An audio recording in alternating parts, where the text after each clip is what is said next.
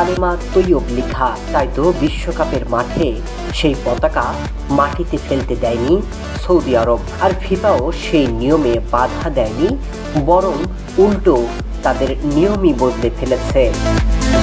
সৌদির পতাকাকে সম্মান জানিয়ে তারা এই সিদ্ধান্ত নেয়।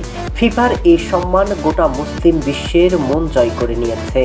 সৌদি আরব উরুগুয়ের মধ্যকার হাই ভোল্টেজ ম্যাচে দেখা গেছে এমন এক অনন্য দৃশ্য। এ যেন শুধু সৌদির পতাকার প্রতি নয়, ইসলাম ধর্মের প্রতিও সম্মান জানালো ফুটবলের সর্বোচ্চ নিয়ন্ত্রণ সংস্থা।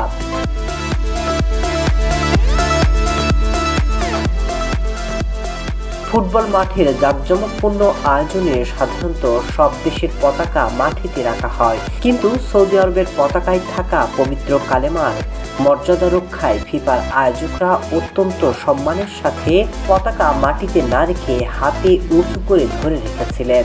পবিত্র বিশ্বাসের এই চিহ্নের প্রতি এমন সম্মান প্রদর্শন বিশ্বজুড়ে অগণিত মানুষের হৃদয়ে এক গভীর ভালোবাসার জায়গা করে নিয়েছে।